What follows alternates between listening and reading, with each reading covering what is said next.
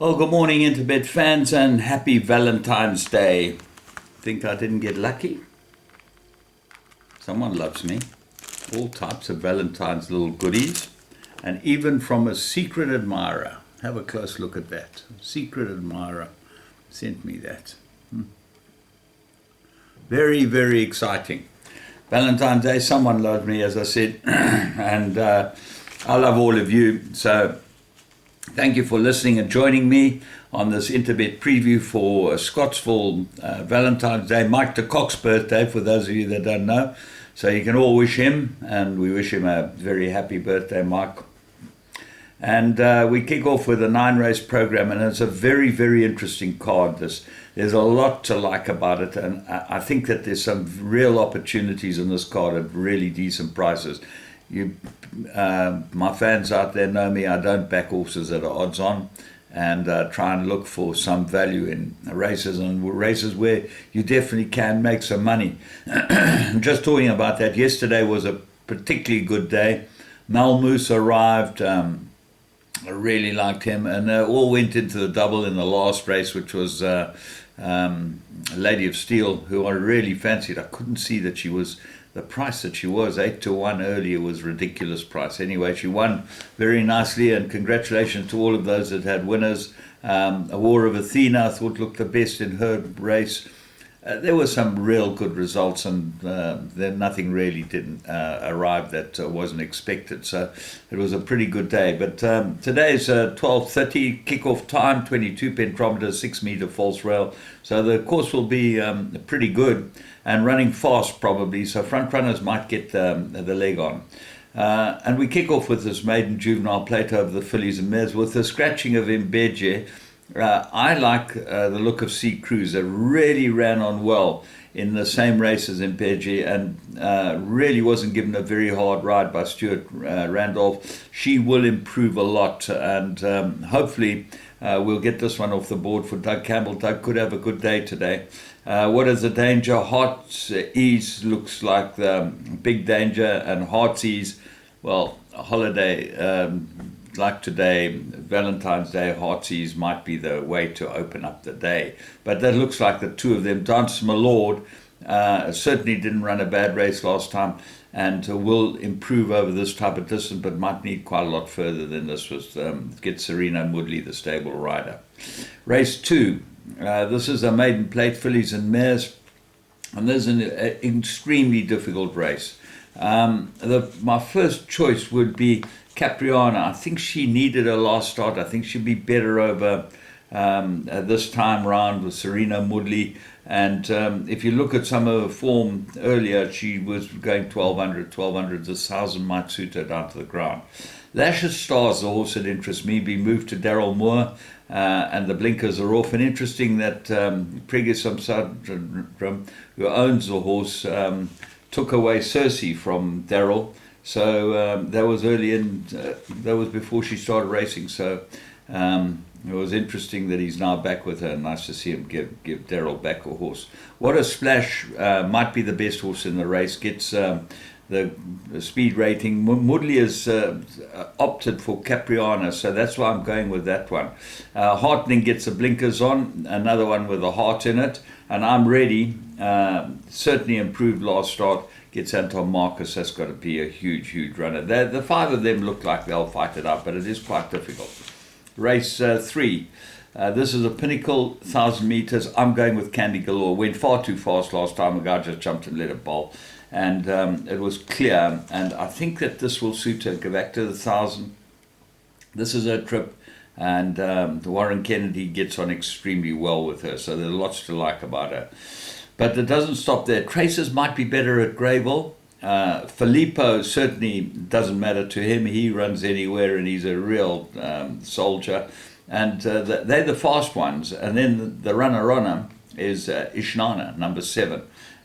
We've got very good form and runs on. So if they're making up ground, Ishnana definitely comes into the race with a chance. So it's a tricky little race, but very interesting race. Race 4, Maiden Plate. They go 1,600 meters.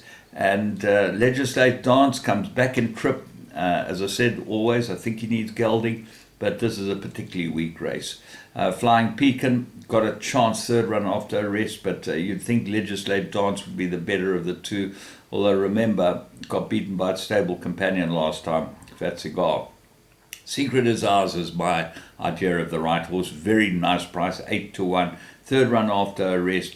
Perfect distance for it. Gets Warren. Lots to like about Secret of Ours, and I think this might be a very good value in this race. Valencia, drawn 13, that doesn't help it. And Morse, always there or thereabouts, gets the blinkers, which might help him quite a lot. So have a close look at him. So we're going to put in a number there too. Race 5, Maiden Plate. They go 1,600 meters. And I make this four-cornered contest. I think Jack in a Pot might be the right horse. Comes back from a bit of a break and showed very good form early on. And if you go back and have a look at that form, it's worked out pretty well. So Jack in a Pot for me, if it's fit and ready, and this stable does get them ready. And the stable rider rides it. Right, so what else? Sank City, Lazarne Forbes, Tristan Godden. Take a very close look at this one with the blinkers on. Gets the blinkers strike, and I think that might make a big difference to Sank City. Anton Marcus right, Jacob's Ladder shows a lot of pace, so this will go to the front. Mystery Boy, very, very disappointing, and this might be the next best. He really looks like he's got to come on look about him. And 10-1 because Billy Jacobson's riding it, was a fancy rider. He'd be much shorter in the betting. And then Broadway, very well bred. Sereno Mudley jumps on this. He could have taken a couple of other rides in the race, so have a close look at the betting for Broadway. Beautifully bred. And Let's Go Fly has run a couple of very good races and gets the blinkers. The stable rider Sean Veal rides it for Tony Riblin. So all in all, not easy. Fifth race either. Sixth race, right, here's where we start getting a little easier. Merry Raid 71, 1,600. My top choice and my very strong fancy 6-1 shot, Follow My Path. He's a horse I've been following for a long, long time, and I think he might be the right horse. Living Waters, course and distance winner, 1 from 2, got to have a chance. Royce Fisco, Luke Ferraris, 3 good runs, got to have a chance as well. They were all on the poly there, he might be better on the poly. And Mighty Smart, ignore his last start, might be too far for him. It's Keegan de Miller. Could easily run really well here. But I do like Chris Erasmus as runner, and hopefully he'll open up for Chris and have his first winner down Durham for some time. Race 7, Mboti Stakes, non-black type, 1950, and I really like Shareholder here. I think he's the right horse. Or 51 kilos, Serena Mudley gets down to ride him. Drawn 1, I think the distance is perfect for him. Go back to the last run behind Newsstream. He's got to have a very, very big chance of winning this. And certainly at the weights, I would think will beat Newsstream. Will beat Marching On Together, who ran in the same race. But a number of them ran in that race, and he does come out the best. Bayview Express is the horse that interests me. 1 from 1, he might improve. Matterhorn comes back after a break, drawn 9. He's got a tricky draw to overcome when you go 1,950 meters. The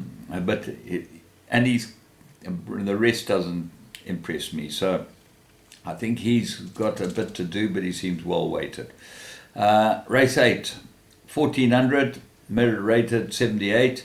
And here, Avenir, I can't see this getting beaten. He just looks like the right horse. Anton rides him for Gareth. He's improved last 2 runs, 1 from 2, jockey and horse. So Marcus gets on extremely well with him. High Velocity looks like the danger. Now, if you look at the weights, High Velocity got a merit rate of 76 for winning his second start. He ran 4th first time I ran second for 1 and won pretty easily, and 3 winners from 9 have come out of that. Well, he gets a 76. You look at a horse like Green Light to Heaven.